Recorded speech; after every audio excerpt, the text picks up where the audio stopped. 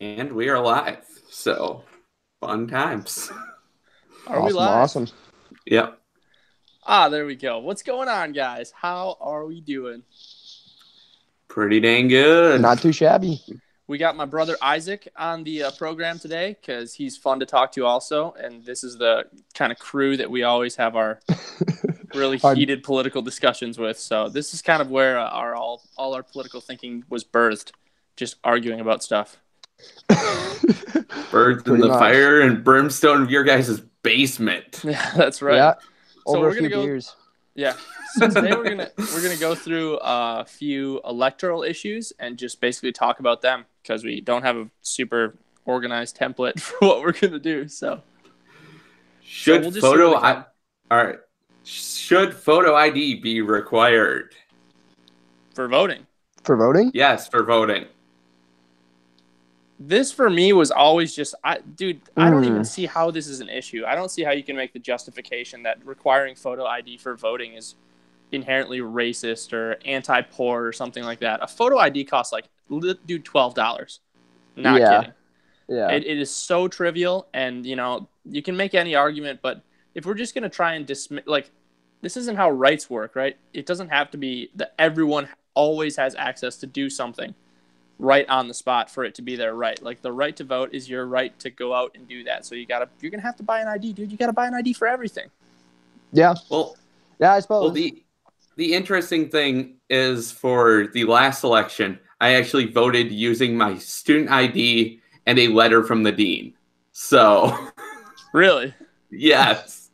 That works in Menominee.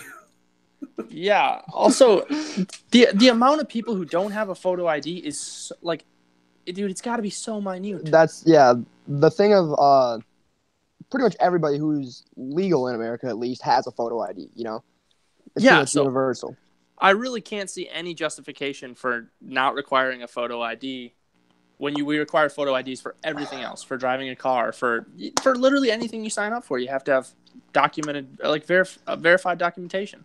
Yeah, I don't know, but then doesn't it seem like it's kind of forcing you to get an ID though? Like, what if you just really don't want to get an ID, right? For some odd reason, you should have the right to be able to vote without being forced to get an ID, don't you think? Well, something interesting too is that we actually don't have we didn't originally have a right to vote. Like that was nowhere in the Declaration of Independence or anything like that. Like that, everyone should be able to vote. Yeah, none of us own land. So. Yeah. It was just white landowners. Yeah, essentially, dude, it was. And they had some crazy ideas, too, with regards to representation, too. Like, the idea that slaveholders were going to vote on behalf of their slaves and represent their interests. Yeah, and, each slave was going to be worth, what was it, 2/3 of a person or something like that? Well, it's 3/5. When counting, something like that. When you're counting in, it was 3/5 votes. Compromise. Yeah, the 3/5 compromise. Dude, I wanted to actually, this brings me right in. I've been thinking so much about this lately because there's all this talk about the Electoral College. I reread Federalist Number 10 by James Madison just to be crisp on what he says. The founders were not diehard fans of democracy. No, they weren't. We're an institutional republic. So. Democracy is kind of, fragile. It's very fragile. Well, not only is it fragile, but it becomes brutal. Like this whole one person, one vote thing is something that James Madison explicitly said was going to be said by people in order to pursue masses of people to make a faction against the minority. Like mob rule, yeah. Yeah, mob rule. And James Madison, he was very, very, very worried about factions, and he knew he couldn't get rid of liberty or the right to vote. So what he did was set up a representative democracy that was actually a republic. Yeah. And, that's where all these different factors of representation come in. So that's what I think this question is truly about because the question of whether you should have an ID seems to me just, you should. That's an axiom. That makes no sense. Why shouldn't you? Yeah. But really, the debate is how should people be represented democratically? And that's a pretty darn good question. Yeah. Because you think you can represent people based off of any demographic, race, age, stuff like that. We already have certain bars on age. Why shouldn't infants be able to vote? Toddlers, Did you see they actually want to change the voting age to 16 now? Yeah, and there's that too. There's talk of it at least. It's all this kind of changes that people want to make to the system with regards to how we should be represented. But the problem is, and I'm fine with making changes. Our Constitution needs to be changed over time. Things change, social times change, but the people who are purporting these kind of changes don't have solid arguments, not nearly as solid as the arguments that were made when the system was instated in the first time. I just think we should be really careful with the changes we make to the Constitution too. Yeah. We should be really, because it seems like, once we put one in, we're not taking it out. Once we put one in, well, there was that one time. Yeah. Yeah. Well, not without a lot of bloodshed, at least. But yeah. Or booze. Yeah. What? Yeah, man. And then I just think it's a deeper question than whether people should have IDs or not. Really, I think the question is how should people be represented in our democracy today. And I honestly, it bothers me so much how on social media everyone jumps to democracy being this like golden goose that just lays golden eggs all over the place, and they don't realize how bad. James Madison says democracies have been historically as violent and as violent in their deaths as they were terrible in their lives. Yeah, I don't know what you guys think, but at least for me, growing up, I always kind of thought as democracy, like even just democracy as this great thing, that you should always be striving for. Because it gives all the power to the people, it gives the people what they want, and it's just everybody's happy kind of, Mm-hmm. But that's not how it actually plays out or how it works. Yeah, and so what actually happens, what we're saying with mob rule is that people form groups. We're social creatures, so we form groups. And without the idea of the sovereign individual or individual rights or something to bar against these factions being made, what happens in democracies is that one big group will gain a consensus on something that basically crams down something on the rights of other people. Mm-hmm. And so you're always fighting the tyranny of the majority versus the minority. Yeah. Even if your side loses, that could be detrimental to your entire side, your entire political affiliation, because they could just genocide on the extreme everyone of that political affiliation. So essentially, pure democracy on a big scale is like a self-defeating system, because it's something that the original idea is that one person, one vote, which is a beautiful idea. And, it stems from the idea of the sovereign individual made in the image of God. But what tends to happen is that it turns out that it's just a group of people versus a smaller group of people, and the smaller group of people loses. Mm-hmm. Also, they tend to be extremely unstable because everything is just at the whims of the people. Let's say we make a big decision regarding the nature of the system in our country, and then some new president comes in. He's very, let's say, populist. He's good at convincing people of stuff. He's a demagogue. We could make a huge, drastic change. So there's no stability in the system because there's no rules. Yeah. It's also only considered fair because a majority of people have the consensus that, hey, we voted on this, you had your chance to voice your opinion, and you lost, so deal with it. Yeah. And so Madison basically says you got to have factions, but you got to make them split up so they really fight against each other, and no one's able to make a faction that crams down on other people. So he compares liberty to air, and factions to fire, right? You can't just get rid of liberty. That'll get rid of the fire, but then you don't have any liberty. So what's the point? And yeah, man, I forgot where I was going with this, but I don't know, but I know that part you're talking about. Yeah. And then Mark, can you fill me in? On. He compares liberty to air and factions to fire. All right, so fires are bad. So basically what he says is that you need to create multiple small factions instead of one big faction to burn the whole country down. That's what it is. Yeah. And so you need to have controlled liberty, and that's why it's not just one person, one vote. There's a different system of representation. Mm-hmm.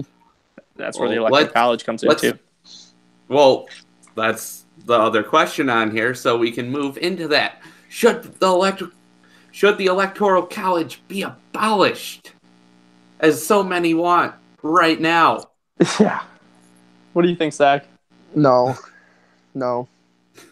Listen, I think it kind of holds our country it holds our country together. I feel, because it stops the people from making a wrong decision. Hello? Oh, there you go. Sorry, you cut out there. I said I feel like it kind of holds our country together because it stops the people of the country from making a terribly wrong decision. You know? Yeah, my whole opinion on this subject is that I'm totally fine with hearing honest, intellectually consistent arguments about why we should get rid of the Electoral College. There are some fine arguments based off why we should. But it just so happens that after Trump, Democrats have not said a word about this for the last 50 years. Maybe a peep here and there. All of a sudden, Trump wins because he doesn't win the popular vote. He just murks Hillary in the Electoral College because he was smarter with campaigning. Mm-hmm. He actually lost followed to Trump. Yeah. Yeah. Trump also followed the exact same campaign route, visited cities and stuff, same number of times as Obama did. Yeah. What Trump did is a proven strategy to win electoral votes. Granted, Obama also brought out the black vote quite heavily, so he also won the popular. But he won the electoral vote as how his campaign was designed to do. Yeah. So what I'm saying is, if you want to make an honest case for why we should abolish the Electoral College, go ahead. But why all of a sudden is everyone just peeping up about it? All of a sudden, we've had, how old our system is? The Electoral College has been in place for a dang long time. And just all of a sudden, Trump wins an election and he doesn't win the popular vote. People want to get rid of it. I don't like that. That's why I'm a constitutionalist. That's why I think that it's not a living document. It's something that can be amended with the times, but that's that. Mm-hmm.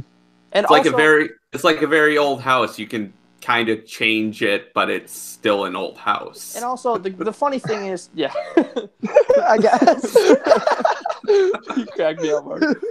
The funny thing is, too, if we actually want to talk about abolishing the Electoral College, we're not voting it out. I can tell you that with regards to what we were just talking to with democracy. And who thinks all those lightly populated states are going to just vote for California and New York to run their entire state?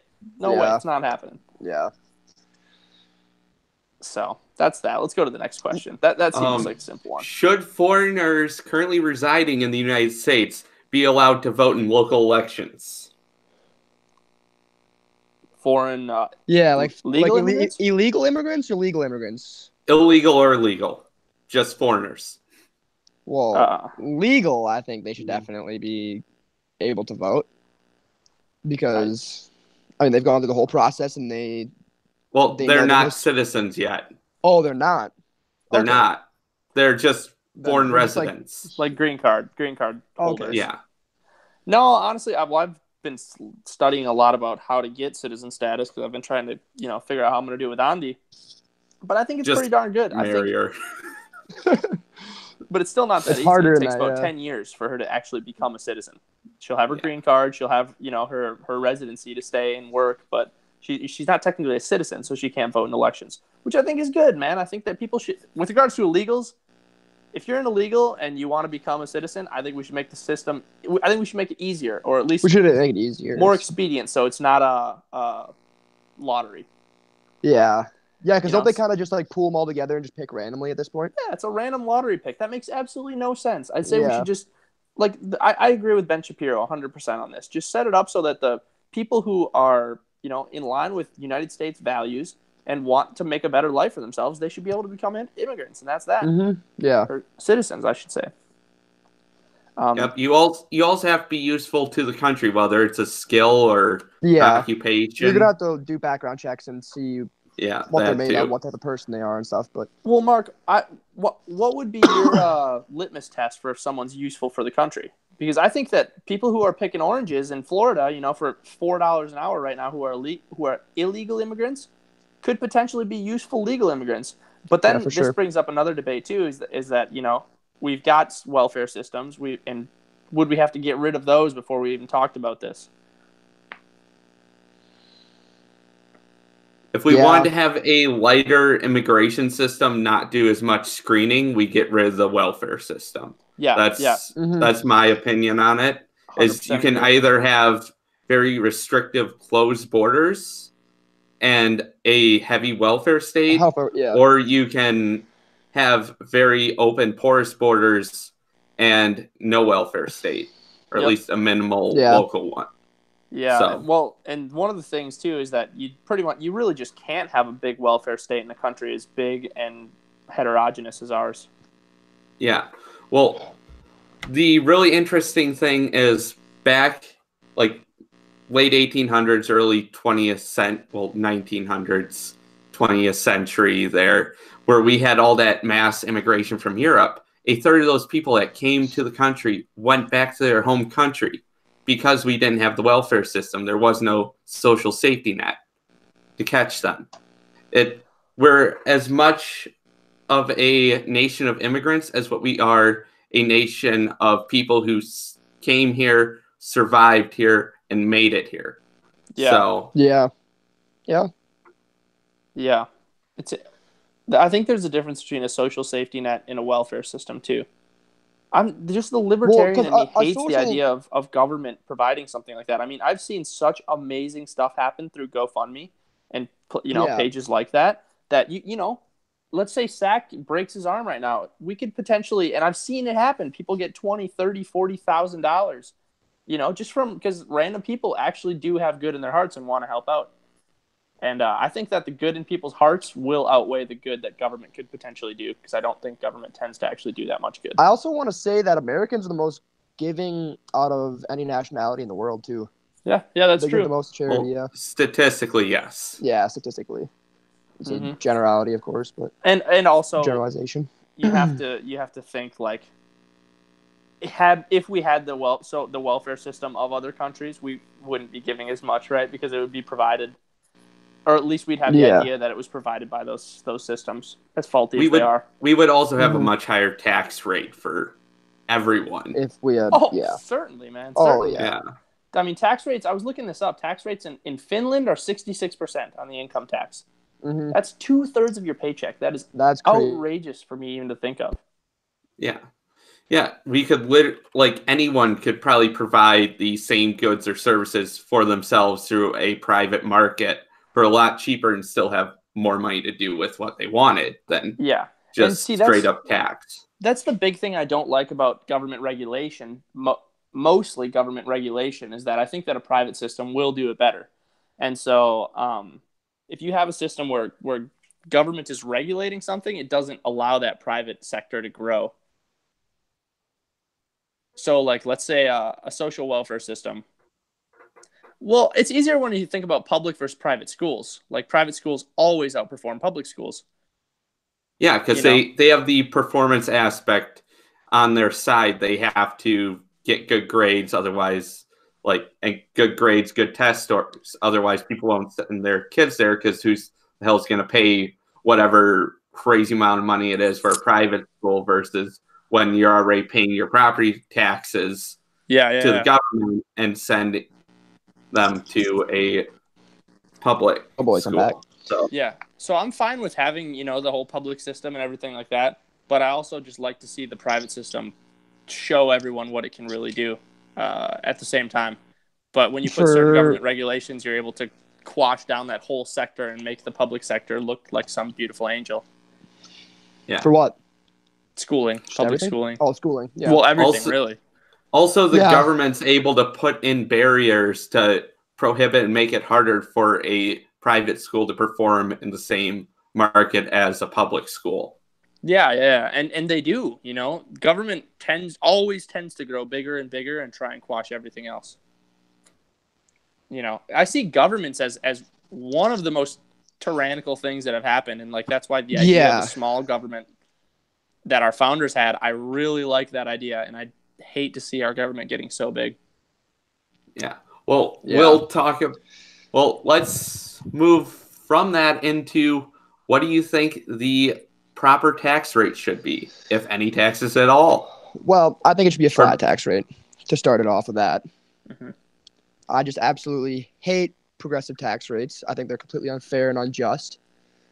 And if you look at the incentive structure of a progressive tax rate too, it incentivizes people not to make income. You can actually think of a lot of real life situations where it's I shouldn't make this extra $10,000 because I'll make more if I don't. I'll get taxed and lose money. Yeah. I'll get taxed, I'll come out on bottom. I'll get taxed in a different bracket. And it's yeah. Well, also, I hate taxes too. I think I've said this before on the program, Mark, but if you're going to have a system as big and spendy as we do, you need to tax. You can't. It's one of those things that these things can't be. They need to match. So then, do you think it should just be with tariffs and stuff, how it was before income tax and stuff was in place? Yeah, sure. Yeah. You got to do something, essentially. Like, what I think should do is, well, government should get smaller and government spending should go down. It's obvious, yeah. You know? And I hate when people use the language like tax cuts to the rich. Is like they set it up in a way that it's like stealing from the poor and giving money to the rich. It's the same kind of demagoguery that's just trying to pit groups of people together. Yeah. What about a national sales tax? Because that's something that some on the right have preferred, and it makes sense because business owners do the majority of buying, stuff like that. They're gonna still pay the majority of taxes. Yeah. I mean, that's totally fine too. And a redistributive carbon tax or something like that is something I'm also not entirely against. Using taxes as the incentive that they actually are. But before that happens, we need to accept that taxes actually do instate an incentive structure. And that's why I hate the income tax, because it disincentivizes making income. That makes no sense. Yeah. And, the left agrees with this too. They tax cigarettes heavily and stuff like that so that people don't buy as many. Yeah. And it works. It also disproportionately affects the poor and working classes. Yeah. It doesn't affect the upper middle classes because, number one, they've made life choices where they don't smoke. And number two, there's not as many of them. So that's true. And that's where I really started to become an economic libertarian. I was already kind of socially libertarian when I got into the whole philosophical side. But I really became an economic libertarian when I realized that all these feel-good policies don't actually do what people think they do. And so you can do something with the best means and it turns out bad. And there's a famous quote that the road to hell is paved with good intentions. That's the best quote ever. Yeah. It's so true too. So the perfect tax rate, I don't know. Firstly, you got to have a balanced budget. So if you're going to spend, you got to tax. That's that. And everyone's kicking the can down the road and hoping they're not the one who the country fails on. But this is a system that's unsustainable in the long run. So Like I personally wouldn't mind a just income tax if it was less than 10% or less. I wouldn't mind a sales tax if it was like 8% or less. The way I see it too is that the taxing originally was something that states did in order to wage war, and I think, or for national defense, we'll say. I think that's where it should be cut off. You can't use taxpayers' money to fund private organizations like Planned Parenthood or anything like that. You shouldn't be using taxpayers' money, in my opinion, to reallocate funds either. Taking money from the rich to like a social welfare system, give it to the poor, because that seems inherently unjust to me. They made the money. It's not right for you to take it from them, regardless of your intentions with the money. Yeah. So that's that. I'll scroll through, find another one here. Should the United States remain in the United Nations? What do you guys think? No, get out of it. Both yeah, I don't really care. I mean, I don't really like. We're kind of just in there like causing some problems or something. I think doesn't Trump just go in there and just say a bunch of stuff and people get pissed at him? No. Like do we really do much with it even? Well, the issue is everything's become so meaningless with it. Whether it's like the Human Rights Board, stuff like that. There's so many bad actors on that board where it doesn't make a bit of a sense to even have it. Yeah, like no one's in there moderating it. Yeah. Syria was on the board against the use of chemical weapons when they're gassing their own citizens. Like, it's honestly an absolute joke. So the UN was something that started out as a really good idea, and intergovernmental organizations are like good ideas because you need to have some kind of unity. Yeah. And International Trade Organization and stuff does really well with working out interest rates internationally and stuff like that, because none of us have a gold standard anymore, so everything's floating. But like you said, man, first of all, nothing the UN ever does is binding. They're all non-binding agreements amongst countries. And what tends to happen is that big countries just control what happens with regards to the little countries using stuff like humanitarian aid. And so it's just another way for big countries to use little countries as a pawn, and essentially do what they want. And so there's that. And also, like I said, it's just ineffective. Like the whole Paris Agreement, what an absolute joke. What about a country using the United Nations as far as like their relief efforts as a means of warfare to wage warfare on the countries of the members of the United Nations? What do you mean? Like the peacekeeping operations of the United Nations? Like let's say a country starts bombing and gassing their own people. This creates a humanitarian crisis. People flee the country, go other countries. They take with them the ideology of that country and try to establish what that country was in the other countries. Basically, more of a mimetic type of warfare rather than a straight like bombs and guns warfare. Yeah, well, there's that too. Like with regards to humanitarian aid given by the United Nations or like big countries like the United States or Russia or anything like that, nobody's even really controlling where this money goes. So like just it's the same thing as like give a man a fish and he'll eat for a day. Teach a man to fish, he'll eat for life. But it's kind of like give a man a fish and he'll eat the fish instead of learning how to catch other stuff to eat, so he dies. Yeah. You know? Like, honestly, it's another just incentive structure that disincentivizes stuff in the name of doing good stuff, but they're really not rigorous about it at all. I mean, no. People just give humanitarian aid to certain countries, like even the United States. I'm very critical of the United States for doing this. Just gives a bunch of humanitarian aid to these corrupt leaders, and they just continue being corrupt, and now they have our money. But now we get to say that, well, we gave, however many $1 million and $1 billion to whoever for a humanitarian aid. For aid, yeah. So it's kind of like another look good, feel good type thing that doesn't actually do good. Mm-hmm. So no, I think that we should leave the United Nations. Yeah, I think it's a big joke. I definitely think we should pull out as well. Yeah. This is some stuff I wish I would have known when I first went to college, because when I first was in college, I didn't know anything about politics. I took a class on neoliberalism, and how it's not leveling, it's not fair, and it's not new, and globalization. It was essentially just an anti-globalization. It was basically a big communist class, all right? So you should be a communist. And I asked my teachers questions like this just because I was purely, like with regards to the budget, I was like, how can we possibly keep having a budget that's a budget deficit? Like, that doesn't make any sense. And they never gave me any good answers, and I wish I could just go back and say, well, there should be answers to these questions. And the UN, I was like, how does the UN even do any good if all of this stuff essentially just turns out bad and there's nothing binding it? They couldn't give me anything.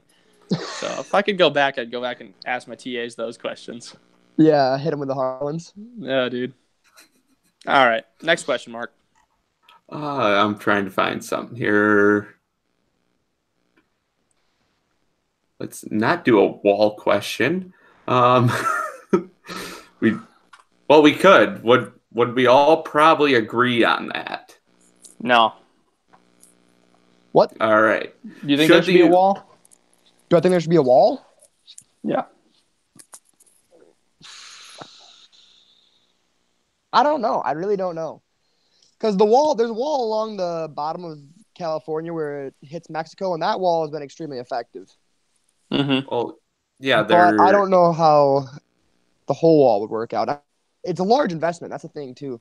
Not really when you look at the grand scheme of our budget, but it's another kind of loaded question, too, because there's so many underlying factors. So, everyone used to, and really still does, agree, is securing your border immoral? No. A government is an institution that has the monopoly of force over a certain given area. Location, so they have to secure that area. So securing the border is something that I think we all agree that we should do. There shouldn't be free traffic through a border unregulated, because that's just not good. We're libertarians, not anarchists. Mm-hmm. So yeah, man, and I honestly think that is a wall the best thing? Maybe not. Maybe we should just give the money, the appropriated funds to the border security, and let them do with it what they see fit, because I think they know more about it than Trump does. Trump obviously wants a wall. Yeah, but they still wouldn't be able to implement a wall on the southern border even if they wanted to, because they don't have eminent domain over the land. So yeah, I suppose that's kind of the issue with giving it strictly to a department and telling them to do with it what you want. What are they going to do? Just buy a bunch of drones and call it good and just have a stockpile of drones sitting there? Yeah, that's true. I don't know. I guess I just worry about Trump doing something spendy and stupid that's ineffective just in the name of having something big to say that he did. Yeah, just to have something to his name or like just to get it done because he campaigned on it, kind of, Yeah. Which I don't blame him, A big He shiny campaigned wall on it. It's what everybody expects out of you. Yeah, I'd put Trump all over it too if I were him. Like, he likes big shiny things with his name on them, Yeah, it's true, dude. I'd put it everywhere. If Trump was really smart, he'd just put up a bunch of Trump towers along the local or the southern border and just have the immigrants stay in them and charge them for it. Yeah, they say they can all work for him. I just see Trump in like 3 to 5 years down there on the southern border with like a spray can and scaffolding, spray painting Trump on the side of the wall. Yeah, man. So I don't know. We all agree that we should secure the border. We just kind of disagree on what's the best way to do it. Should the government require children to be vaccinated for preventable diseases? Ooh. That's a juicy one. Sack's an anti-vaxxer. No. Are you an anti-vaxxer, Sack? No, I'm not. I had to do it for the memes. Yeah, for the meme pages. The libertarian in me still says that no, you shouldn't be required to have a vaccination. I know, exactly. I'm thinking how are you gonna force you're gonna force everybody to go get a vaccination? Like, really? One of those things where, like, I understand how herd immunity works and stuff like that. So you need like, let's say 80 or 90% of the people to be vaccinated in order for a disease actually to go away and not come back. So like, it'll still stick around if and if you're vaccinated, you can still get the disease. You're just less likely. But if you have a lot of people who have it, then it's going to be more likely to get into vaccinated people. So it's called herd immunity. But at the same time, the libertarian in me says that if there actually is a really good, solid case to be made for vaccinations, then it'll be made in the social intellectual market, and you wouldn't need to use a governmental or a government to like government force state something like that. Yeah. What about if you're going to put your kids in a private school or send them to not private school, public school, send them to like a public college? Wait, what? What do you mean? Like, where you're putting them in a position where it does have externalities, and they're surrounded by other people. As far as like the rest of the public, and not just a market. Yeah, I mean, it's tough though, because if I don't I see where you're going with that, but the libertarian in me still wants to say no. If there's a good argument for it, it'll be made in the social intellectual market, and you don't need a government to enforce it. Because there's also other stuff that have negative externalities that I don't think we should be regulating. Like, let's see, I'm trying to think. Like, not with regards to sickness, but maybe with regards to sickness, like playing in the dirt, or playing in the dirt makes you more likely to get a cold, let's say, or influenza. Should we ban playing in the dirt because that's an externality against everyone else, because it puts you at risk of getting influenza and passing it on to other people? Or although that's still amongst the vaccination subject, because we have vaccinations. It could be so many things. It could be like eating poorly, or a bunch of things. Well, should we stop people from doing everything that could make people more susceptible?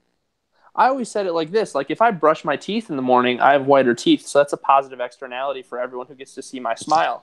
But should we be enforcing a rule that people have to brush their teeth in the name of the public not being exposed to the What if after you brush your teeth, someone comes and barfs in your mouth? What?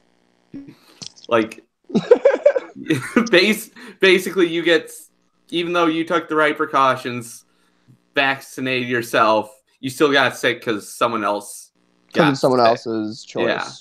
So it's like, imagine if you brushed your teeth and someone came and barfed in your mouth. Not really, but like.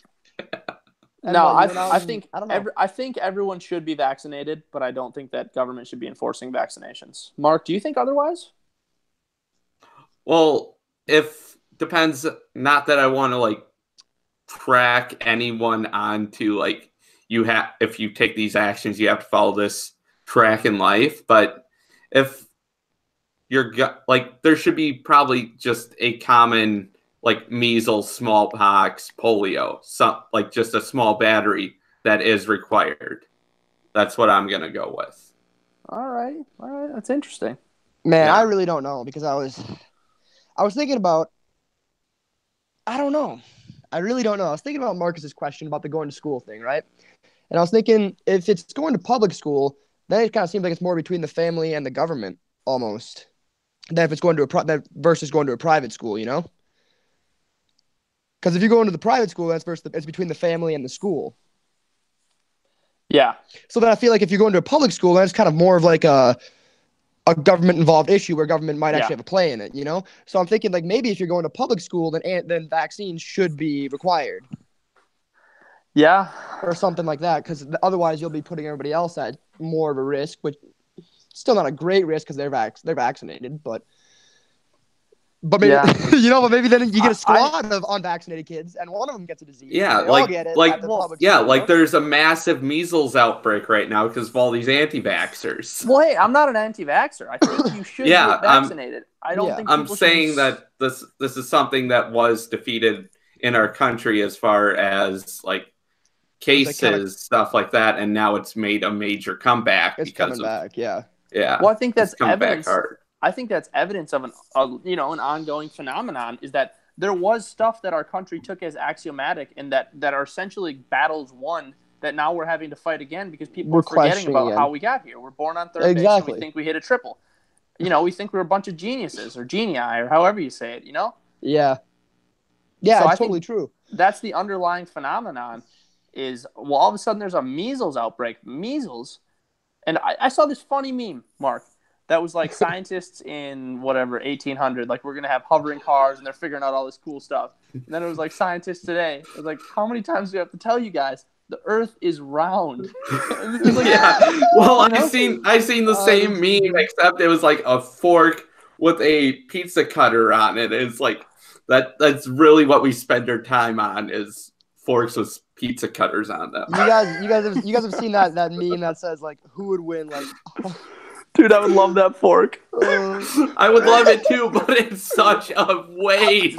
It's like you literally could have done anything else with your time, and this is what you did. Yeah, well. So yeah, basically I think that's what's happening is that people are just ignorant of history. And that's the underlying problem. But no, I don't think government should be enforcing that. I still don't think that's a good idea. I don't know how much you want to step into somebody's life too. That's the thing, Exactly. Like where do you draw the line, kind of? Where do you draw the line? All right, what's up, Mark? Should producers be required to label GMOs or genetically engineered foods be modified for GMO? But yeah, should they be allowed to? Should they be required to? Yeah. I guess so. I mean, I don't really know. I'm gonna say no once again. I don't really know. Because all right, I'm thinking yes because I feel like it's something along the lines of like ingredients almost, but it's not really an ingredient. That's in the food. But it's like. But is it an ingredient though? Because we are interfering. We are interfering with it, but it's kind of just like selective breeding. Like it's not like I don't know. It's not like. But are we playing God with our food and our bodies and intaking? Sure, we are. This is another thing that if there's a consensus on this, and I'm going to be beating this horse, this dead horse. As long You're going to be beating that dead horse. You're just like a smash, bro. If there's actually a consensus on this, and this is something that people care about, there will be a private institution that comes out and says, all right, they either get the GMO check or not by this private institution. If I'm someone who actually cares about GMOs, I'm going to look to, all right, is this a company that has been reviewed by GMO check? Oh, they got the check. There's no GMOs. All right, there we go. It's not something that needs to be governmentally regulated. Milton Friedman makes an amazing libertarian case why the FDA has actually caused way more harm than it actually has done benefit for the United States because of the slow, inefficient process of getting approval for a lot of drugs that would have helped us and that were easier to get in Europe. He does, an actual analysis of the numbers and puts it in the number of deaths that the FDA has caused by being overly cautious. So it's like, GMOs suck. They're not ideal, and we're playing God with our food. But also, GMOs are awesome because they feed a lot of people, man. Yeah, they feed more people. They're more resistant to diseases and pests. I mean, I don't know if the question is should we get rid of GMOs or not, though. I think the question is should they be labeled or not, whether they're GMO or not. Well, that's what I said. I think that they should be labeled, but not by a governmentally enforced institution. Because also then you get into like a little bit of a crony capitalist situation where certain companies I could see paying the government to say that, you know, one thing happened or another didn't. And also, like, what's the organization? Is it going to be the FDA? Is it going to be a bunch of non-elected bureaucrats? Because I just don't like the idea of that. Yeah. Mark? I don't know what, because like what? Yeah, I suppose I'm probably gonna have to be against it too. I think you just convinced me. What do you think, Mark? I'm scrolling through other topics right now, so. Oh, okay. Yeah, which we're running a little close on time, so. Yeah, Mark's got to go to work. Yeah. Really? Go slave away. Yeah, that's what he does. Let's just look up issues. That was a good one. GMOs. I know Andy hates GMOs. Didn't you talk to her about them once? I did a little bit. Dude, I don't know how you can hate GMOs. I mean, it helps so much, you know? Yeah. It's the way I see it is I mean, I can see from Andy's perspective because she's like, you know, she doesn't want to interfere with nature and stuff, but yeah. I don't know. To me, it kind of seems there also is like some ethical questions about that. Like, should we be making 3,000-pound super cows? Oh yeah, well I feel like that's different though than like. But like that's different because some animals, some like cows, like they can't walk because they're getting bred so fat. Yeah, and like, you could potentially like see that happening. Well, it does happen, like you're saying, like, you know, just the cheapest ingredients possible. So you just like throw a bunch of grain on a petri dish, and that clones a super fat cow that lives a terrible life and is slaughtered and eaten by the poorest people in society. Just like put into muck for the McDonald's eaters at the bottom, like all the proles. All the proles. Dude, so, you know. Yeah. Like, there's a point where it's like, is that ethical? But also, like, but that's like, I don't know. Do you consider that, like, that's not really what GMO is? It is, but like, because it is still genetically modifying, but. Okay, so the underlying question here for me is what level of equality of outcome do you strive for as a society? What do you mean? As far as like the product of your food production, you mean, or what? Quality of food, you know? Cheaper food is not as good quality food. There's that. So rich people are going to be able to eat better quality food generally. Okay, that's This is actually something that I think the market is starting to sort out too, because veganism and vegetarianism is going way up in stores throughout the United States and Australia. I just read an article about that. So if there's more GMOs though, then wouldn't there be more of that food theoretically? And so wouldn't the prices go down on it? Well, it depends. Like the way I'm doing it is I'm assuming that GMOs produce more food, but poorer quality food. Do they though? You know, like just because corn produces more corn, are the kernels worth less, or are they? Yeah, the entire point of a GMO is to ensure the health of the plant against pests, diseases, and weather conditions, whether that be drought, like heavy rainfall. It's meant to ensure that the crop gets to maturity and can be harvested. So what's the big argument against GMOs? That basically it's unethical because we're playing God, essentially. It's like the one time that the left cares about God. We shouldn't be messing with nature, and we shouldn't. That's so true. That's so true, Mark. Yeah, I could see it. I don't know. We should go to debate.org. Debate.org. Yeah, you ever seen NSA surveillance. Let's go with that. Oh, man, you're gonna kill me. What is it? NSA surveillance. Fourth Amendment stuff just blows me away, man. I can never come to it. Well, the Fourth Amendment doesn't exist. What's that? Said the Fourth Amendment doesn't exist. Should the U.S. continue NSA surveillance of its allies? Is it consensual NSA surveillance? We're going to go with unconsensual as like a freaking frat party.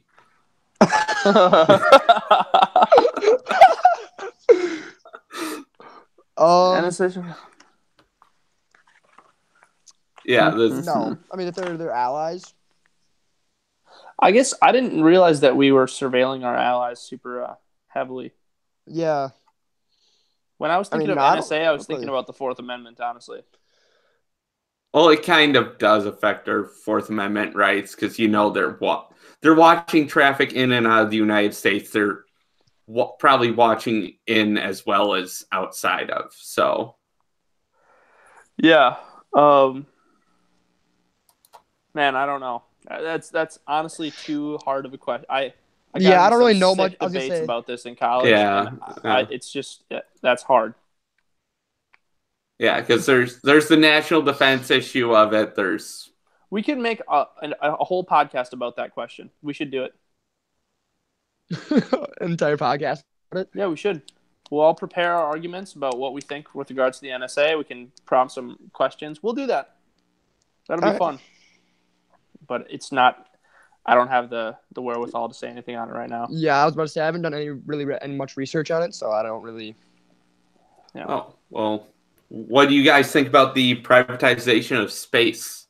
Should we privatize space? Yeah. Should someone own a base on the moon? Elon owns a base on the moon. We're good, guys. We already have one on our side. Well, yeah, I think we should privatize space, 100%. Yeah. I mean, we've privatized Earth pretty much. Why not? I don't know. There's still a lot of public stuff in the world. I think about water and beaches when I think about like privatization in the United States and well in the world really. I had a good solid argument with Andy about whether we should privatize beaches or not. I think we should. I don't think there should be public beaches. I think privatization will provide better access to everyone to cleaner beaches. Yeah, you also see images. But then why privatize any or why publicize any land? Like national parks, why not privatize those? And state parks, why not privatize those? Well, when Obama closed down like the national parks, stuff like that, there were private companies offering to take care of the parks in place of the government. Really? And same thing happened when Trump had his 23-day government shutdown. Well, there's a solid argument against it, is that like if we want to just not agree, but if this is something we're willing to force on everyone, is that we want to preserve these lands, like let's say Glacier National Park in the United States or any beautiful national park, we want to preserve these in an area where private incentives like you know how many rich people probably want to have a house, up in or Glacier if we National sold Park, like let's be real, if we sold Glacier National Park or something, I'm sure some company would buy it up and start mining there or some shit, Yeah, mining, there'd be start drilling for oil, hotels, houses and stuff. They to the point where we just eat everything up. Yeah, we just destroy it. But that's why I'm thinking, why not? Well, what would be the point in it then? Or some rich fucker's gonna build like a house on top of El Yeah. I was just gonna say, why not just sell it to people, but say they can't use it for like business inquiries or something, or like business things. But then I realized that they're just gonna buy it and build a house up there. Alex Honnold just comes free climbing right up your window, just scales up your house. Oh my god! Just rubbing his dick and balls right on your window. Oh my god! like just logging this rich fucker. Marcus, man. Jesus. Why would he be doing it naked, Mark? Yeah, I don't know why you went there. Wait, come on. You gotta utilize as much Mark, weight. is this where your mind just rests, dude? Do you just make it like naked dude dragging their balls across windows or what? I mentioned Alex Honnold, and the first word that comes out of his mouth is dick and balls. Well, I know he's like a free climber, so it's like, well, how do you kind of climb? You kind of like pull yourself up against the wall and stuff like that.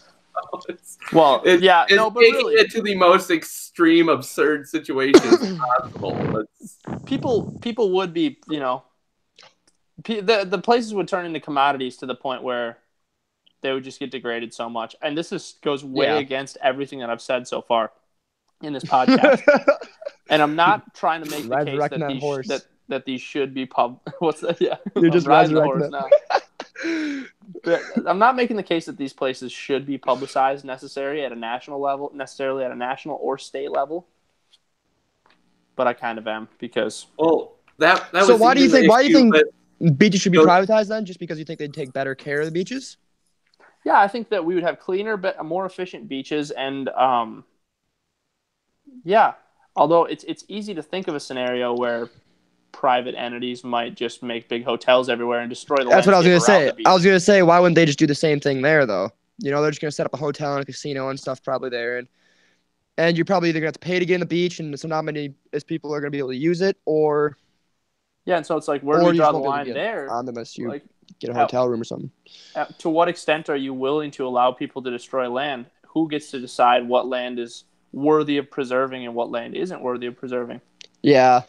This was also an issue brought up as far as like when the national park system and stuff was created, because originally Yosemite was under the California state government's control, and they did allow hotels within the park be set up. They did allow for businesses to, like private businesses, be operated, and it did become like downtrodden and polluted. But granted, this was like early 1800s, like people weren't expecting a whole lot. So yeah, well, early 20th century, late 1900s. Like, yeah, I guess that's one of the evils too of big companies too. Is like, listen, I love the idea of buying local and having microcosms to make things, but it just so happens that macrocosms make things cheaper, and so that's what allows me to live such a good life. And so it's like, I'd like these to be decisions that were made by communities, but also these areas are so big and vast that no one community lives in it. Not even one state, lives in the Rocky Mountains, let's say. Like that doesn't reside in just one state or one country even, So yeah, it's like it's tough, man. That's a real tough one. Yeah, we got to start winding down here anyway. So all right. Well, we could call it at that. It's been a good talk, boys. Thanks for coming on. Yep. Thanks for having me, boys. Thanks, guys.